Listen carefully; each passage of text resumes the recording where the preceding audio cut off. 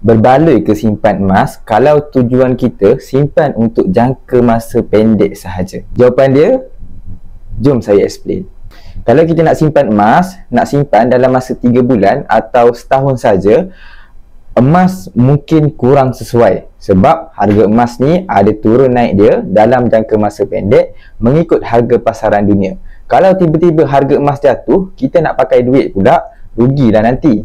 Tapi kalau kita ni jenis susah sangat nak menyimpan, emas ni boleh jadi simpanan paksa kita yang sangat-sangat power. Sebagai contoh, kita nak buat simpanan emas untuk kahwin dalam masa 2 tahun lagi ke, nak travel hujung tahun depan, kita boleh simpan sikit-sikit dalam bentuk emas supaya simpanan kita tidak bocor. Kalau kita nak buat simpanan dalam jangka masa pendek, contohnya 2 tahun dan ke bawah, lebih baik kita simpan dalam bentuk cash. Kalau kita nak menyimpan dalam jangka masa panjang, 2 tahun dan ke atas, emas ialah pilihan sesuai, selamat dan tahan susut nilai. Mulakan simpanan jangka masa panjang, jom mulakan simpanan emas serendah RM100 sahaja. Isi beg biru di bawah untuk saya bantu anda mulakan simpanan emas pertama bersama Public Gold.